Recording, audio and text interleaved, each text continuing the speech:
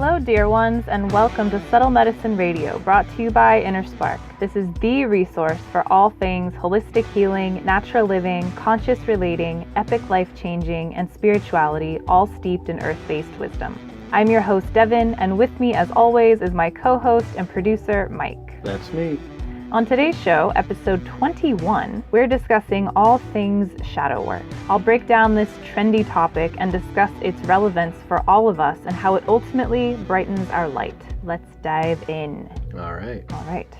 So shadow work is not new. I'm just going to start off by saying that. And it's become rather trendy, I've noticed, in the last maybe a year, 18 months. It's kind of like the thing that everyone's talking about. And I'm a shadow work coach and shadow work this and shadow work that. And I just wanted to take this opportunity to really kind of break it down and simplify it and talk about what it is. So this kind of serves as an introductory and overview into this really important topic and something that is near and dear to my heart and a huge part of my work, both with myself personally in my own journey and also with my people, my clients. So I wanted to start with that, and let's get into kind of defining shadow work, and we'll take it from there, yeah? Yeah, sounds good. I define shadow work as a process which allows us to access deep joy, purpose, and healing through our challenges and wounds.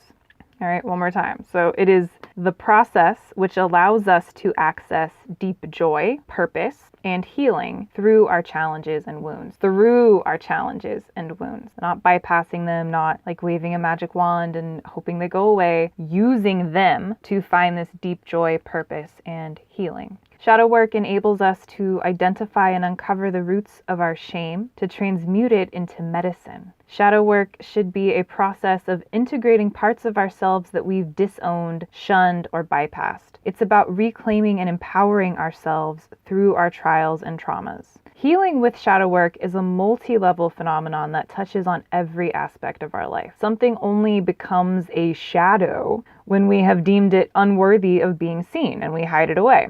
It is an attempt to disintegrate ourselves and reveal and embody only what we perceive as desirable.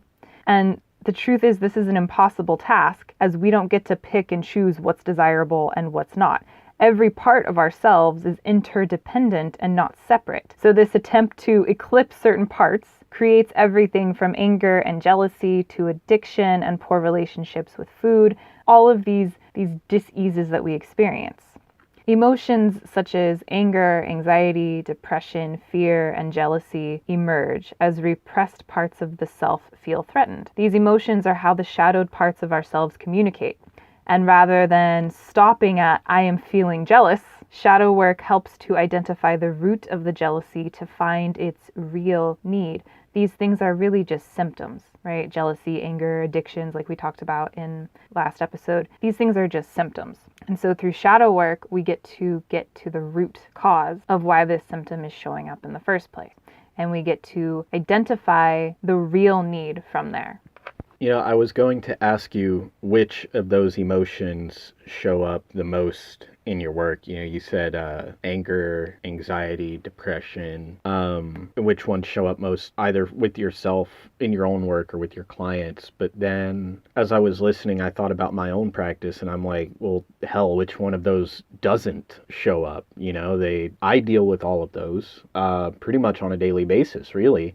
And it can be very, scary, especially anger and depression. For me, I think those are the hardest for me to work with because those are the things that might act as like a gateway to hurting myself or somebody else. You know, things can go sideways really fast. And a full disclosure to the listening audience, there was a time in my life when I was, I won't say suicidal because I never made an attempt, but I was putting a lot of thought and planning into taking my own life. And it was a really, really dark chapter. And the fact that I know that I have that potential prevents me, I think, from digging into my shadows sometimes because let's say I'm dealing with anger and there's nobody else in the room, and I explore my anger, and my anger is expressed in whatever way, however that looks. And because there's nobody else in the room, well, then it's safe, right? I'm not going to hurt anybody. But with depression, the other person is yourself. So I guess if I were to pull any single, coherent question from this, it's if I feel afraid to get started in shadow work because I'm afraid of myself, then how do I protect myself from myself? Yeah, thank you so much for sharing your experiences and asking that very tender question. And I can definitely relate to your story and the fear in that question of how do I protect myself from myself. And in my experience, I'd say being clear and sober and stable are the prerequisites before beginning this work on a deeper level. And really, it exists on a spectrum. So many of us are so disconnected. We've been traumatized. We've been through a lot of shit in our lives and in the lives before this one, right? Not saying, past lives, maybe if you believe in that, yes, past lives, but also of the lives of those that you're made of. So that physiology has been altered. So we're carrying ancestral lines of trauma and our own trauma. So we're deeply traumatized people, and it can be disconnecting, right? And so this shadow work exists on a spectrum. So many of us are over here where we know we might feel, or no, hold on a second, I'm getting ahead of myself. Many of us are over here where we don't even really fully understand that we are feeling yucky. It's so normal to us that we don't understand or know that there is a problem and that we're not meant to live in this state of dis-ease and yuckiness and discomfort. So then from there, we graduate on to, hey, I feel yucky and uncomfortable. And I'm able to identify and name this. And then maybe further along the spectrum, it's like, I'm feeling angry. I'm feeling depressed. I am feeling rageful, whatever these feelings are. And then further along there, and everything in between, there's this gentle progression where we deepen the relationship with ourself. And it is a really beautiful thing.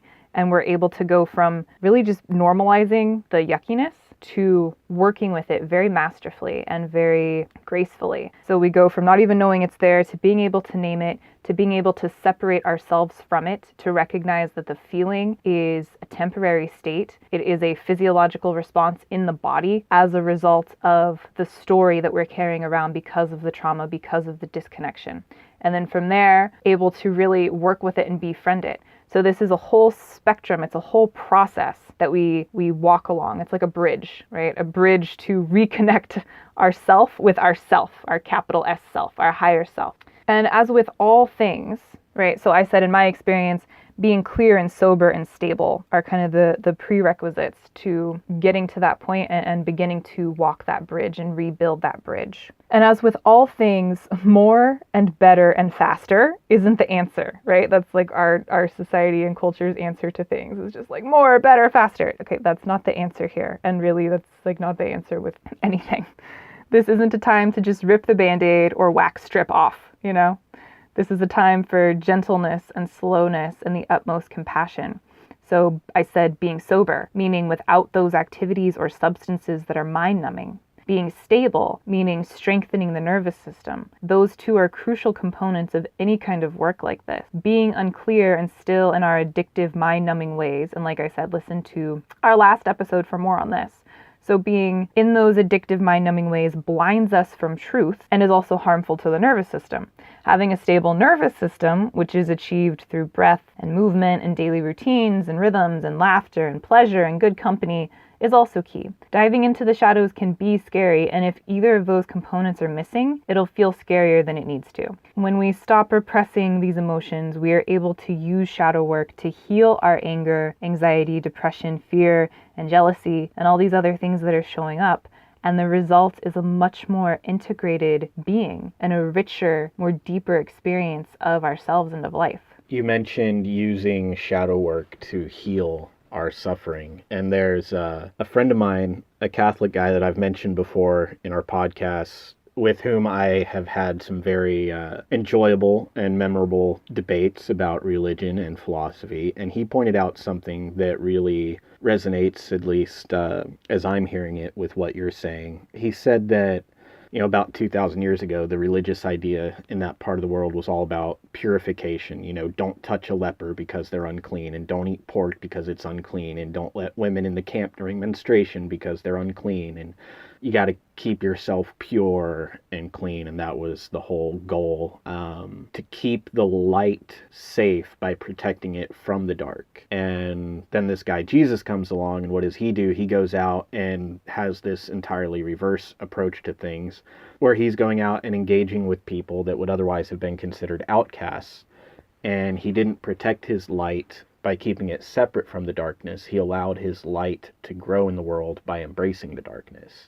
And so I'm not a Christian, despite my Catholic friends' best efforts, but I can certainly take inspiration and a message from any story. And what I get here and in what you're saying is like a fearlessness of using that darkness, or at least acknowledging the fear and deciding not to be held back by it. Yes, just to reiterate, this is not a religious show. And while I personally am highly, highly spiritual, I do not adhere to any one religion. But like Mike, I totally dig all different viewpoints and taking inspiration and lessons from everywhere. So thank you very much for sharing this awesome analogy. And yeah, fearlessness. So we'll never be without fear, but we can allow it to not have power over us, which happens when we resist it. Because anything that we resist or try to push past or make pretty or whatever is just going to amplify and then take on a life of its own. So by being like, hey, fear, you're here. What's good? Let's sit down and have a cup of tea. You're surrendering to what is, and you're bringing awareness, light to what was once a shadow. Shadows are only shadows because we are leaving them behind and in the dark and don't want to look at it because it's not pretty, or it's whatever the case is. So that's kind of just a little bit about shadow work in a nutshell, a pecan shell, because it's that time of year. There was a few things I wanted to touch on, specifically shadow work with the inner child, and shadow work in relationships, and shadow work with light workers. So with the inner child, a neat thing that I really don't hear anyone discussing is how shadow work is inner child work. The inner child is the most innocent, bare part of ourselves, and it's ruled by intuitive instinct and pleasure and not wounds. The child within has clarity and openness and honesty, and isn't harsh or judgmental of the self, and really welcomes all. It's very open. And then life in a human body is rough, and the inner child doesn't feel safe, and then they retreat, which is very unfortunate because they know our joy and passions, and without them, we're pretty freaking lost.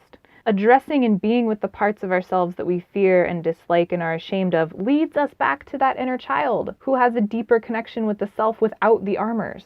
I'm picturing this like a polarity. Like on one end you have shame and fear, and on the other end you have the inner child. So like a move towards one is inherently a move away from the other. Right, yes. And of course, some shame is good, and we have this entire spectrum that exists between the polarities that you mentioned in which to play. So there's this whole range of possibilities. It's not binary. And as far as relationships go, a quick way to understand where your shadows live is to look at your relationship triggers. This is a way that we can use others as mirrors for our growth, because ultimately a kick-ass relationship, whether it's a romantic relationship or a coworker or a parent or a child, the hallmark of a good relationship is when a person gifts you the ability to have a richer experience of yourself. And the best people for that are the people that trigger you in a challenging way, not the people that make you feel all fluffy all the time and co-sign your bullshit. So a quick way to understand where these shadows live is to look at your relationship triggers. When and how are you triggered by others? We all have those couple little things, or that person that really just rubs us the wrong way. Use that as a tool, as a resource to just get really curious. And like I said, this doesn't have to be in a romantic partnership. It's literally every single person is our mirror. Every single person is a teacher. Every single person is holding a mirror up to us and can serve as a teacher and a tool. So really look at those triggers.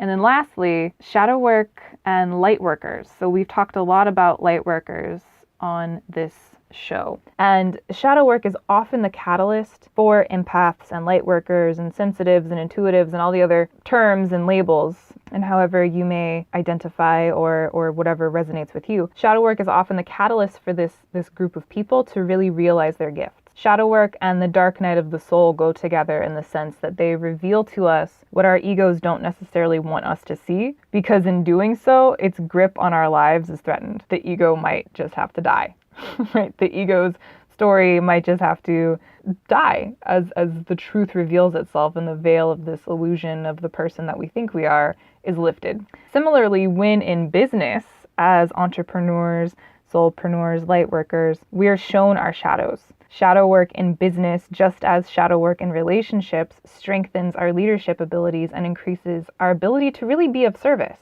And again, this doesn't have to be, if you're like, well, I'm not a soulpreneur, I'm not a light worker, I'm not an entrepreneur, I don't necessarily identify as an intuitive or an empath or any of these other things. That doesn't matter. All of us are incredibly subtle, sensitive beings. And the more that we deepen into our relationship with ourselves and not have these things rule us, we are being the change that we truly want to see in the world and are being a lighthouse for others. And we get to show up more powerfully in whatever role, mother, father, whatever, like all of the different roles that you could possibly play. You show up super powerfully and authentically. And something else I get asked or have seen people discuss is shadow work dangerous?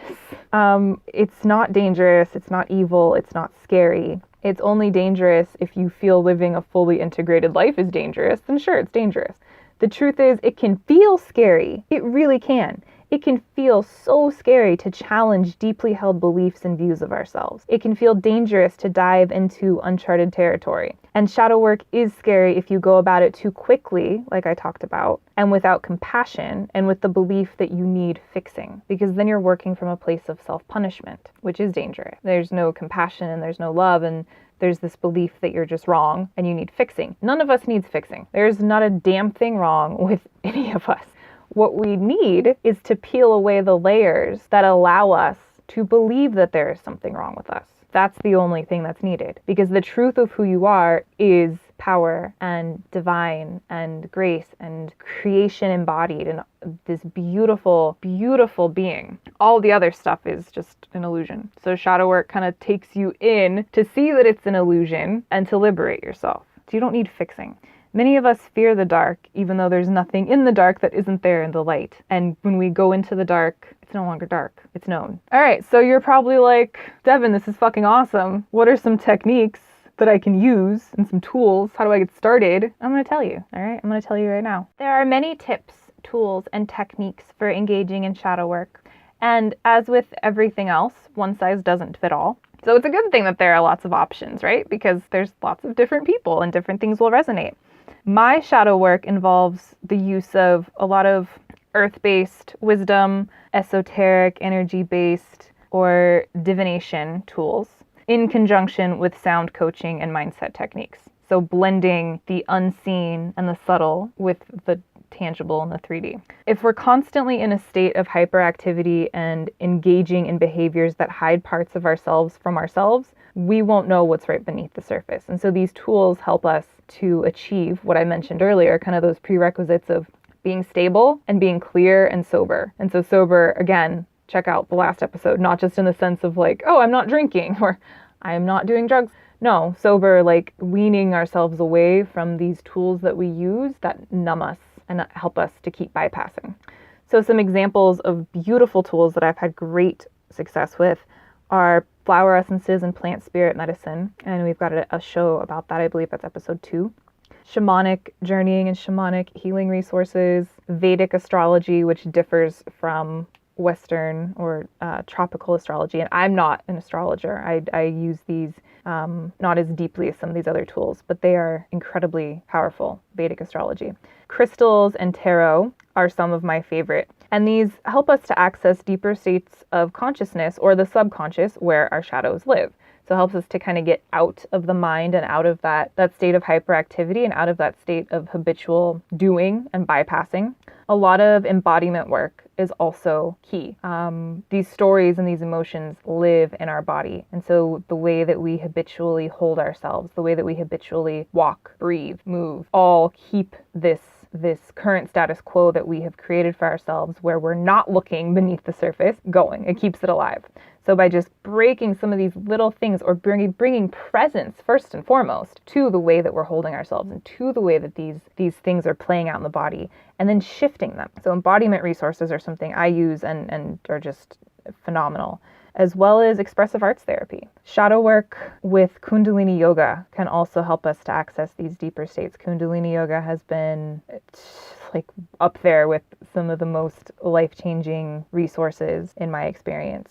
And lucid dreaming and dream analysis are also helpful. They help us to understand the subconscious more fully, and I often advise clients to keep dream journals and track themes and messages, especially when the work and the efforts in the waking life are beginning to increase, and that invitation is there to the subconscious of like, hey, I want to work with you. I want to get to know you more intimately. You will get a response. So, I love journaling and self-inquiry, right? So I wanted to leave you with some of these questions that you can begin to journal with and sit with to get into this shadow work journey, which is ongoing and so rewarding and so beautiful. All right. Which parts of myself do I deem undesirable, inappropriate, or shameful? What parts of yourself do you deem undesirable, inappropriate, or shameful? How long have you had these beliefs about yourself? Do you remember when you first started to have this belief? How long has it been there? Or how long have they been there? Where do you feel this story, this belief in your physical body? So when you tune into it, where does it show up in your physical body? And then sitting with that body part, does it have a message for you? So allowing that body part to speak to you. So using an example from my own past, a part of myself that I deemed inappropriate was my body in general. Especially younger, I was very, very overweight and very disconnected from my body. And so it was especially my thighs and hips. So this is an example I'm using of a physical body part. You can also use something, an emotion that you deem undesirable or inappropriate or shameful. So maybe it's anger. That's an example I would use. So my anger is shameful and undesirable, or my thighs. And how long have I had this belief about myself? I would have said, because I no longer feel this way today, but I would have said probably since I was 8 or 9, right? The first time I was fat shamed. And where do I feel this in my body? In my stomach, my lower gut. And then sitting with that lower gut for a while in meditation, breathing, maybe placing hands on this body part if it's accessible to you, and then asking if it has a message for you. So beautiful process. You can take that and you can repeat it and use it over and over and over again as new things show up. Embarking on a journey of healing and identifying our shadows using shadow work is exciting and so transformational. I've seen clients find improvements in chronic diseases through shadow work. I've seen people birth businesses, transmute limiting beliefs, save relationships worth saving, and walk away from ones that weren't. I've witnessed life-changing aha moments as veils of shame were lifted. And personally, I've gone from alcoholism, obesity, chain smoking, resentful childhood wounds, amenorrhea, PCOS, and other hormonal challenges, and more, to feeling truly fulfilled and radiant and awakened to my own sovereignty and stable enough to continue. So to keep going, because we're not done. It's not like, oh, I got here and I'm done. I'm so perfect. Yay. That's not the point. And that's kind of impossible and a dangerous goal because it's not possible. Life is always flowing and we're always moving and evolving and growing and changing. So it's about accepting that and just dancing, loving all of it enough to keep dancing with it, keep dancing with whatever shows up. So I'm curious now, in closing, how do you feel about shadow work? Have you been able to use the most challenging and painful parts of your life as gifts? Please reach out and tell me about it, or ask any questions in my Facebook group, Transmuting to Nourish, Awaken, and Thrive. The link is also on my homepage at innerspark.life. And there's also a fabulous blog post on shadow work on the website at innerspark.life/blog. Before you sign off, I need to make a little public service announcement, I guess. If you are somebody who's hearing this and understands what I'm saying about being afraid to look at your own shadows, especially around something like depression, then just know that you are not alone. Of course, Devin and I are both supporters of finding your own solutions and knowing what's best for you. And if you feel like you're on the edge then don't be afraid to seek professional help. There are a lot of lessons that I learned when I went down that road, and if I can share anything with you, it's these two things. One, the consequences of doing something stupid are a lot worse than the consequences of getting help. I was an electronics technician in the Navy. I could have lost my clearance for top secret work. So I know what it's like to feel that you can't afford to get help. But if you think about what could happen otherwise, you might see that you can't afford not to. So that's the first thing, is to acknowledge that the cost of not getting help outweighs the cost of getting it. And second is that we all have dark days, some more than others. We all get angry, we all get sad, and some of us feel like we have more sad days than not. And I can't say whether that's right or wrong. Maybe you're just a healthy, normal person who's experiencing a lot of really sad circumstances. I don't know. But what I do know is that the difference between being sad and being suicidal is this: it's planning. This follows the cognitive behavioral model where essentially our thoughts lead to our actions. And I know I'm using some fancy words here, but I am not a doctor. I'm just a guy who's gone to a lot of therapy myself. So we can all have these feelings like I feel sad, and we have a fantasy like I want the sadness to end. I don't want the thoughts, I don't want the memories, I don't want the shame. And maybe for you, that is where the shadow work can begin. And that's where you can look at your feelings and maybe work with someone like Devin, who's not a doctor and is not going to make a diagnosis, but is just going to help you to work with what you've got. And if you can act at that point and break the cycle, then that's wonderful, and I hope that you can. But if you don't figure it out at that point, then the next step is going from a fantasy to a plan, and that is something specific. Like, I'm going to swerve my car into an oncoming semi-truck and hope I don't survive, or I'm going to take these pills or cut this artery. And I'm sorry to be graphic here, but my point is that plans are easy to separate from fantasies because they are specific. They have steps, and they're very easy to identify as the big red flag that you need to get help. Like I said, we all have bad days, and maybe you can use this as a checklist for getting help, is to first acknowledge that getting help is usually better than not getting help. All right, let me just say that again. Getting help is better than not getting help. And second, honestly ask yourself if you have a plan for doing something stupid. I think that if people observe these two rules, we'd probably live in a much happier and healthier world. You know, it's like suicides and public shootings are becoming so normal now, and I wonder where those people would be if they had known about those two lessons. I'll get off my soapbox now, but I just felt like I needed to share my two little rules, especially about making plans. And if you find yourself at that stage, then please talk to somebody and don't be afraid of the consequences of reaching out. I wish I could say that there won't be any consequences to getting professional help, that you would not be stigmatized or that people would not shame you.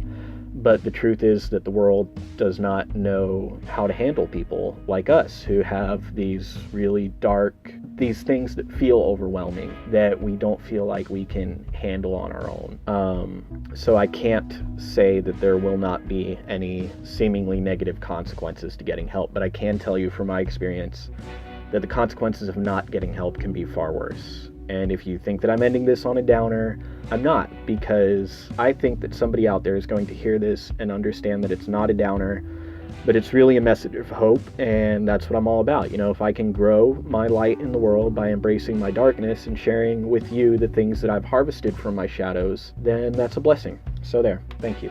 And so it is.